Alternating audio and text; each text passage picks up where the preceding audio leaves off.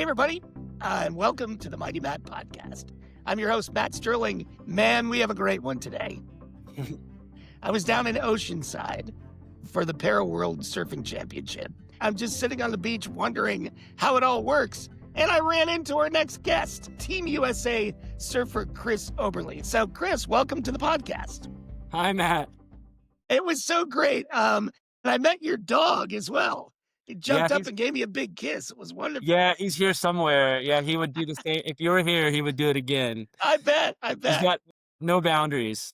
It's perfect. It's the way a dog should be. So I like to kick it off by saying, when did you become mighty? So if you can share that story with us, that'd be great. Sure. Well, I became mighty in 2007. I went out for a mountain bike ride in Southern California. I didn't live in Southern California at the time, and I was just visiting there and went for a ride on a trail I had never been on before and was coming down a single track along the ridge. I was trying to get around some other riders. And so I took the ridge trail and was coming in where the ridge trail met up with the regular fire road trail. There was a drop off, but I could see the other tracks had gone over the roller, but I couldn't see where it went. Yep. But I trusted the tracks, and I went up over the roller. And as I got over the roller, I realized that the base of the drop that I was going on to had no transition, that it had washed away from the rain. And so it was about an 8-foot drop, and I impacted pretty hard. I bailed from the bike, exactly what I wanted to do. Sure. But when I rolled out of it, I landed my back on my back on like about a bowling ball sized rock and sheared my spine. And that's how it happened. Oh my God. So where did you do your rehab? I was lucky enough to go to Craig Oh, in nice.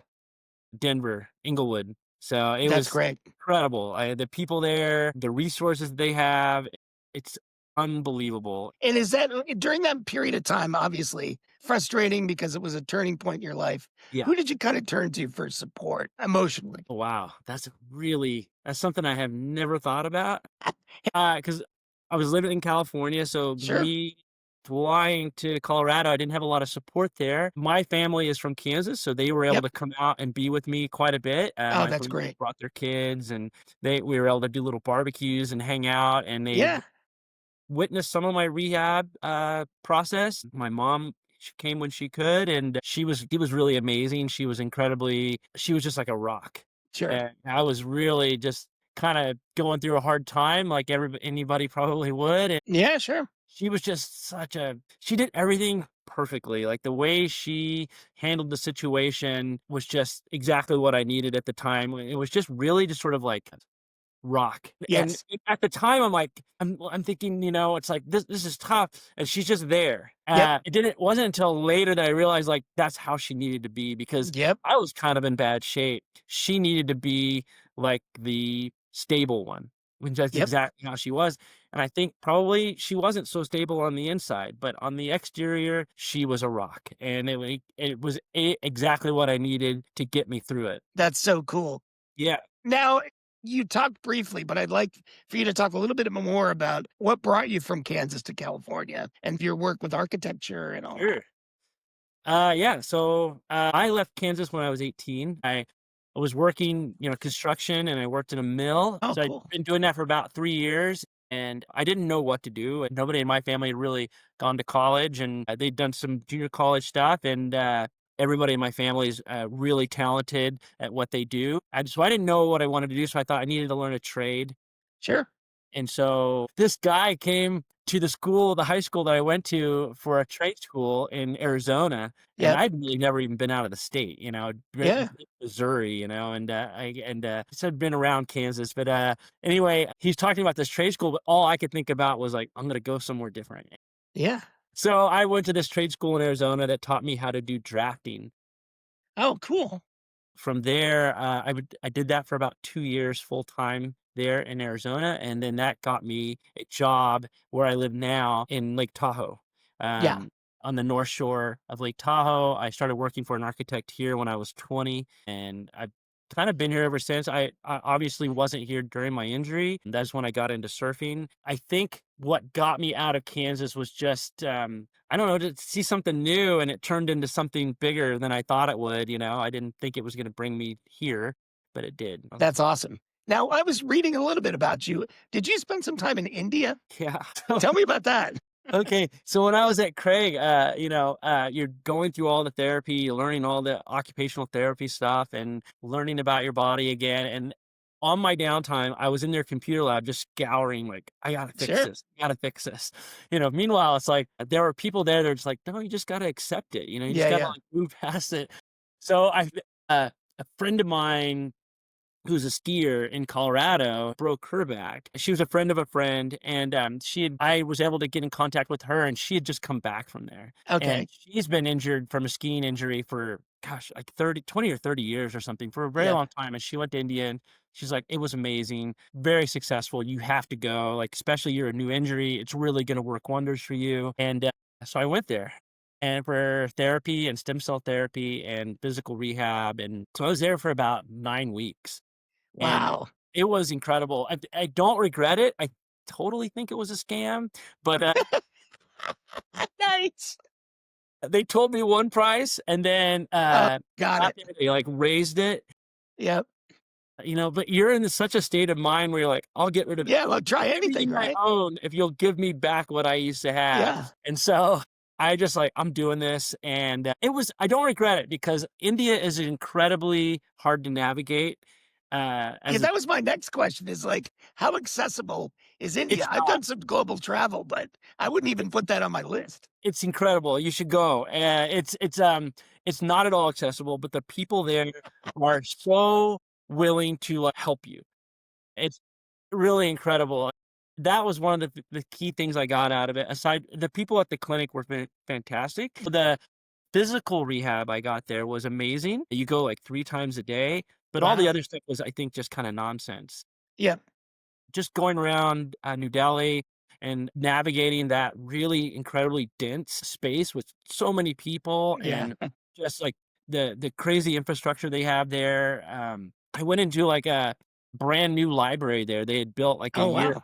prior because I thought, "Okay, this place will be Yeah, it's accessible." gotta be accessible, right? So I was really excited, like, I'm gonna go to Yeah. this place and I'm gonna have a taste of accessibility in this very inaccessible city, and I got there, and they had to bring me around the back and up through the loading dock because you can't even get into the library. In a brand new build.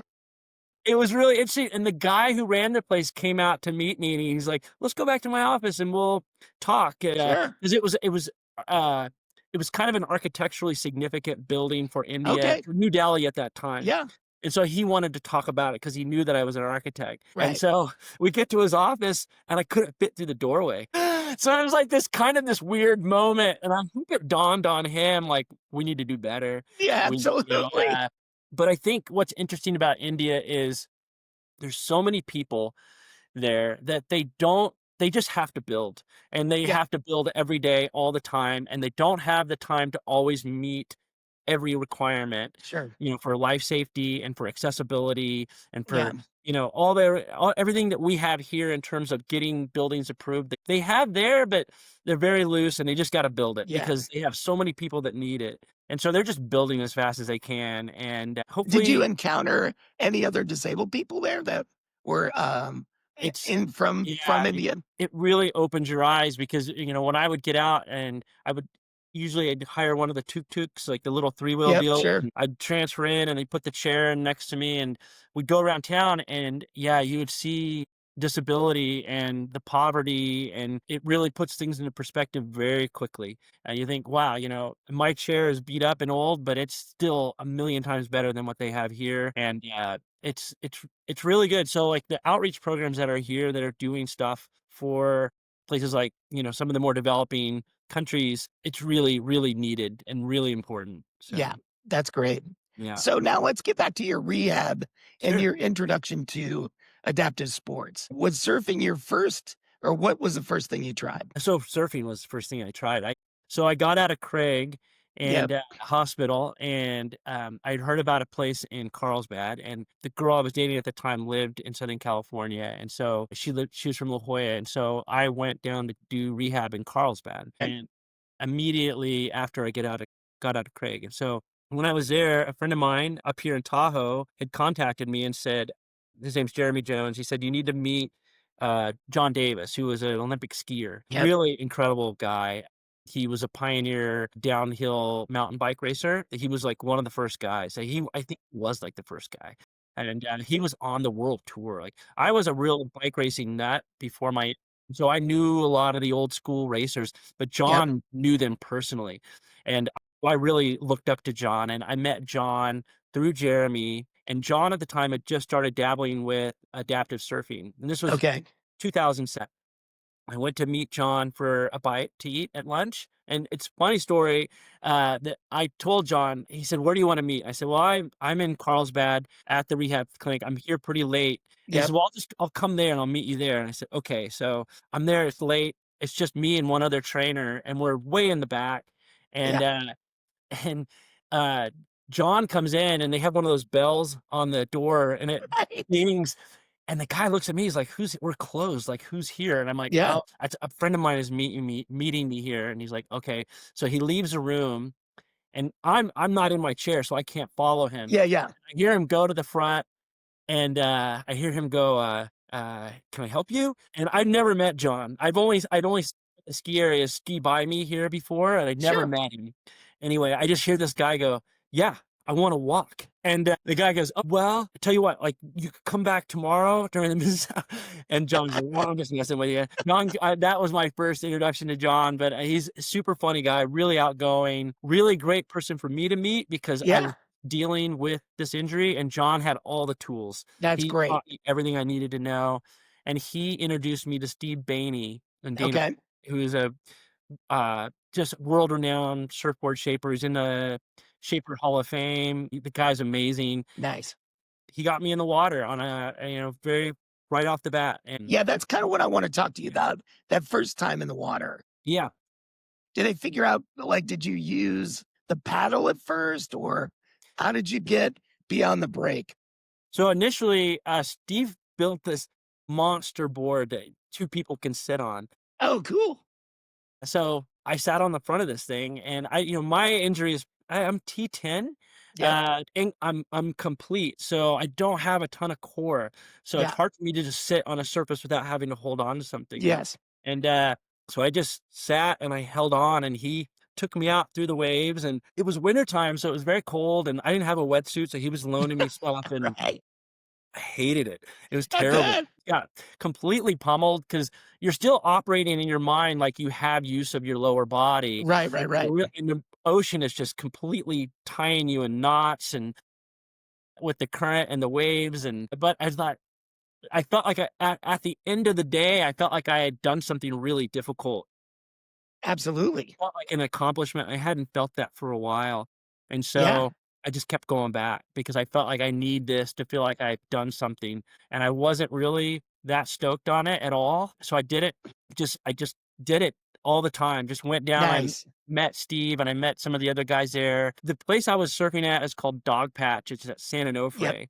And it's a lot of that stretch of the beach at San Onofre is mostly just old timers. So a Oh, lot of the guys nice. I'm So it's going like a out chill for, like, environment, right? yeah, they're like 70, Supportive. 80 years old, and they've been going to cinema their whole life. They've seen it all, and I just felt really privileged to be able to be at this sort of like established surf Yeah. that goes back generations, and be somebody that can come in there and be opened and Yeah. take it to the Absolutely. water, and it was really it's an amazing place, and I was lucky to meet that group of people. Now, tell me about the first time you either pearled or had a wipeout that was like, what the hell am I doing? Gosh, I mean, I don't know exactly the first time, but it happened constantly.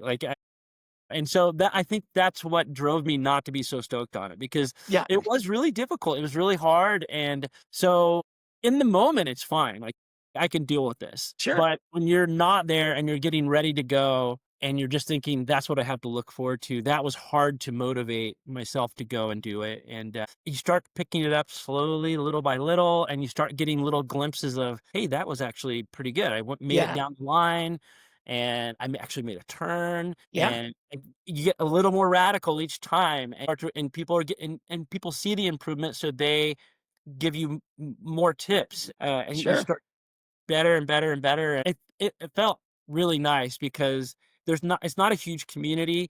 The type of surfing that I do where we sit on the board and we have a Sure. paddle, I think it's a bit harder, and so there's not a bunch of us that were doing it at the time, and so I think that's what drove me to do it Yep. was to get better at it, and I use it sort of as a replacement for Tahoe, and because up Sure. here it's not as accessible, it's really hard to get on the trails in a chair, and I didn't Yeah. have tools up here. I didn't have the things to get on the trails here, so surfing was Sure. just easy. Just get in the water. That's all you gotta do. Now, had you ever done any kayaking, or how did you get your paddle skills? Not really. Oh, I'm from Kansas. The Yeah, water is, right. I was actually not at all comfortable in water, Sure. I had surfed before my injury, Yep. because I went to school ultimately for architecture in LA kinda late in life, and Yep. so, some friends of mine that I went to school with there kinda introduced me to it, and I Yep. had dabbled here, some friends of mine that lived up here, some skiers would go down and we'd surf Ocean Beach. I Yeah, never sure. really s like, I would just mostly paddle out and get beat Yep. up. And Yeah. so yeah, and then I got a little bit better down there, I had a longboard, but I was never really very good. So obviously that's changed because you're Yeah, dominating now.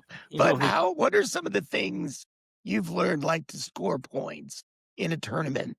Are they turns, or are Oh, they the way you tackle wave, or talk a little bit about okay. that for somebody Yeah, that so doesn't know that much about it? it takes a while to learn it, so in 2010, I started doing the WSAs, which is the Western Surfing Association. They had a division opened up for it. At the time, they were calling it, I think they called it challenged athlete surfing. Yeah. And because they didn't know what to call it. I think they called it disabled surfing at the very beginning. Yeah, there you And then go. they That's right. immediately changed it to challenge. Like some of the plaques and trophies I have from the events, it's changed over the It's years. the evolution of the words, right? And then it went to adaptive, and that was there for a long time. Yeah. And so surfing at WSA is the very first one I did was in Ventura, and it was early in the morning. And the night before, I read the rule book. Like, okay, how do you actually score points, and how do you do this? And it's like it talks about it, like speed, power, flow, Sure. like looking good, having style on the wave, but actually making turns at critical points in the wave, finishing the wave properly, there's all of that. But there's also sort of this idea of there's strategy in the water. You have to establish priority and you have to play that card and use it. Yeah.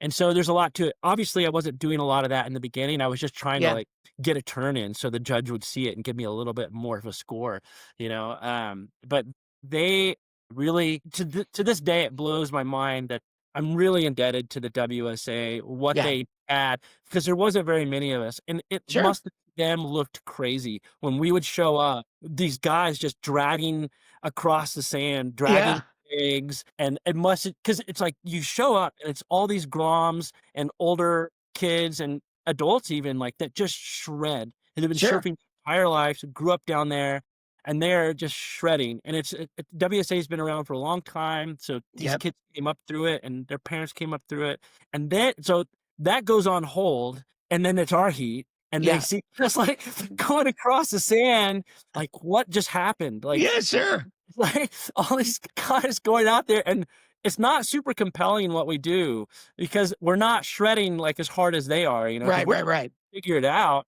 and, I mean, now it's changed, like, it's a little bit more compelling, Yep. but, what I was thankful about was it put the beach on hold, and now all the adults, all the kids are aware of us, and they're aware That's of us great. going to the water, and they're seeing us go out there, and they're seeing us try to surf, they're seeing us Yeah. come in, and they're watching us try to do it with as independently as we possibly can. Yep. We brought our helpers there, and the announcers are great. They're saying, "Hey, the adaptive guys are up next. Yeah. Anyone wanna help? These guys need it." Right. Get But out here. it was really cool, like, little kids would come up and they would talk to Nice. me. I'm, like, dragging across the beach, like, "Wow, look at your board, like, what is that?" And talking to me Yeah. about it, and the kids were great, and I always thought, "This is really cool," because as this kid gets older, they're gonna remember this moment that they Yep. met somebody that's different than them, that's going through something, and they're gonna remember that, and they're gonna That's look through huge. they're gonna look at the world differently, and I think it's so important. So that to me, Yeah. that was the best part of it. Yeah. It's wonderful. And with the advent of technology, having the tournament Mhm. online where Yeah. everybody, no matter where you are, can tune in and see Yeah. people surf is just phenomenal. Yeah.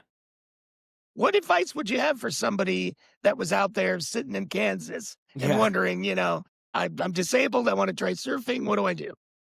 Give me a call. Come on out. Look, I'm all about that because there were people that helped me, and it's so important. And if they hadn't been there for me, I Yep. mean, sure, I would be fine. Things just, I really love the way things, I mean, let's put it this way. Like before my injury, I really felt like I'm living the dream. It took me 9 years Sure. to get through architectural school. Yeah. Right. 'Cause it's like I was just going little by little, like, Yeah. Yeah. Yeah. I would ski, I'd come down there, and I'd take some classes, and I'd come back up here, and I didn't really know how to navigate university and all of that, so I was just kinda Yeah. figuring it out, and it took me a long time, and so, by the time I finished, when I had my injury, I had been out of school a little bit, and I was doing projects that I wanted to do. I was Yep. working with architects that I really thought were doing really amazing projects, Yeah. and so I was just picking and choosing what I wanted to do and thought stuff that I thought was important and innovative, Yeah. and I really was conscious of the fact that I felt like I'm living the dream. I'm so happy. I'm really like at the top of everything. And then this happened and it just knocked me way down. Yeah. Yeah. Yeah. And now I feel like I'm happy again. I'm back in my home. I Yeah. have a great wife. I have this great life. And, I'm back doing what I want to do and everything's possible again.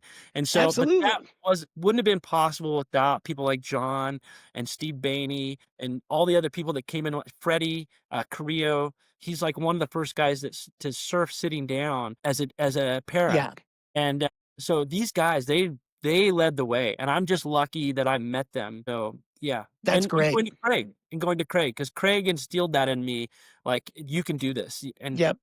I'll name one more facility. I don't need to talk about it, but Access Surf, they have this motto of, "If I can do this, I can do anything." And there are a lot Okay. Life Rolls On, where they just have Yeah. water programs, swimming, kayaking, surfing, anything in the water. It's all water-minded rehabilitation. Get yourself to Hawaii, and they will do the rest for you, and then they That's are great. amazing. Yeah. And I'll throw up some links so everybody Oh, that'd be great. can get to that on the videos. Yeah. So you mentioned Ling. I want you to tell me how you guys met. I met Ling in 2000. She is visually impaired, and she's from Canada, and, I had been spending a lot of time in Hawaii. I was living down in Oceanside out of my van for, like, 2.5 years, Yep. and Ling comes to town to do her first surf contest, because somebody in Canada had contacted her and said, "Hey, Yep. the Canadian surf team is looking for women surfers." She was a longboarder, and so she was like, "I've never competed, but I'll go give it a shot." She contacted somebody who was a friend of mine in Oceanside to stay with, Nice. and so I had just been coming back from Hawaii. I was Yep. pretty beat up, and, and he calls me and is like, "Hey, I'm going out to dinner tonight. You wanna meet?" I'm like, "Yeah." So I met Yeah. him, and, he had Ling with him, and we met, and, we talked, and she said she was gonna be renting an Airbnb in Oceanside. Oh, cool. It was kinda far from the beach. I mean, it wasn't really Yeah. walkable. So I said, "Look, I go surfing in the mornings, and, I can pick you up, and we can go surf." So she was here for about, I wanna say, 3 weeks, and almost every day I picked her up. Nice. We went and surfed, and we just got to know each other, and Yeah. I had a project in Hawaii, and my client was from Vancouver, which is where Ling is from. And so I had Okay. a reason to go to Vancouver, and so I started going to Vancouver, and then it just kind of lined up, and, Nice. now we're married. Well, That's I great. actually there's one more. I actually spent COVID there because she came down, and had a bit of a long distance relationship going, Yep. and they were shutting the border, and so last minute, I flew there and left my van at LAX, There and we go. I got there at 10:30 in the evening. They closed the border at midnight, and Nice. I spent a year and a half in Vancouver through COVID with her, That's an and we just isolation love story. I love it. yeah, exactly. Yeah, and now we live here in the States, but we kind of spend our time between Tahoe and Vancouver and Oceanside. That's cool. Well, the family that surfs together stays together. Yeah, I hope so. So now, what do you guys do for fun besides surfing?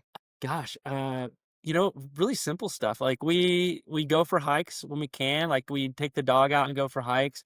We're only a block from the lake, so we usually get up in the morning and Nice. go down to the water. That's like one of the first things we do in the morning, and just kind of play with the dog, and then I go to work and she goes to work, and yeah, we try to find interesting restaurants and coffee shops, and we go surfing as much as we possibly can. Yep. We used to live in Oceanside. We decided to move and live down there for a little while. It just started getting so crazy expensive, and we just thought, let's move back into the house. And so, but yeah, I think we take a lot of surf trips. That's So great. yeah, that's about it. Now, here's a couple of fun questions. What is the most random or funniest thing someone's asked you about your disability in public? Oh man. A lot of stuff comes from kids, and I like it Yep. because they're just curious and they don't No know. filter, right? Stuff like I've had people come up to me telling me that they can help me walk again. And that to me is that takes a lot Nice. of like Like confidence. religious people or? Yes. And but Yes. I had it happen in India and I had it happen here in the States. Okay. And I'll And take how's that working out for you? look at me. And Yeah, then exactly. it's like you don't have to make me walk, just like fix my bowels. Like Yeah, just whatever. right. Like Take the pain away, whatever. let's start there. I like, all right. The final question Yeah. that is if I were to clone you and there Mhm. were two Chris Oberles sitting in front of Yeah. me, what question would I ask you to reveal the real Chris? What's the question that would reveal the real Chris? Yeah, like I love hot dogs. I don't like this, that type of Oh man, I think my wife would probably answer it better than me, but it's probably like the thing that because I'm going off of how other people see me, what the reactions I get from other people. Oftentimes you're oblivious to who you are, I think, and Sure. like things about yourself. Yep. And so, living in the van, I completely was oblivious. Like because there was nobody there, like Sure. critical of me. And but I think probably it would be asking me how I focus on a day-to-day basis because I don't. I have a really hard time focusing but I don't know what question would get to the heart of that. Yeah, no, that is a great question. But it's like it's more of like that's kind of who I am. It's like I'm very scattered. I have a really hard time staying on task. Yeah. And fundamentally, that's probably everything that's happened to me in my life is based in that inability to focus and the Yep. scatteredness of my thinking. And that's what Sure. put me over that roller onto the face of that thing. It's like, just didn't think it through, Yep. But I think it makes me pretty good it helps me with what I do for work. I don't want to say it makes me pretty good, but it does help me with what I do for a living. And it helps me Yes. with other things in life. And it Yeah, makes I me, think it helps you in surfing. Anybody that had a right mind would yeah. not jump on a surfboard and Yeah. go into the ocean, but you do it and you kill it. It's Well, great. I think what it helps you forget all of the devastation that you went through the first time. Yes. If that's like very far from, what you're thinking about, then you're willing to do it again because you're forgetting like, oh, I Yeah. forgot how it sucked Yeah. last time. So I'm just gonna go try this again. And so it's good. Like, there's some strength there. Yeah, Uh, totally. yeah. Awesome. Well, Chris, I really appreciate it. I Yeah. can't thank you enough for your time today, No but problem. also taking the time when I was in Oceanside to describe how everything worked. That really meant a lot to It me. was really great meeting you down there. I really enjoyed the conversation. It was really nice. I'm glad you came down and watched it because you've done it and you know the people that are involved with it. And Yeah, so it's great. Like now you can talk about it and spread the word because we need to get the word spread. And that is exactly what I'm going to do with this. I'm going to blow the podcast out so that everybody wants to get on yeah, board. sure. All Sure. right, cool.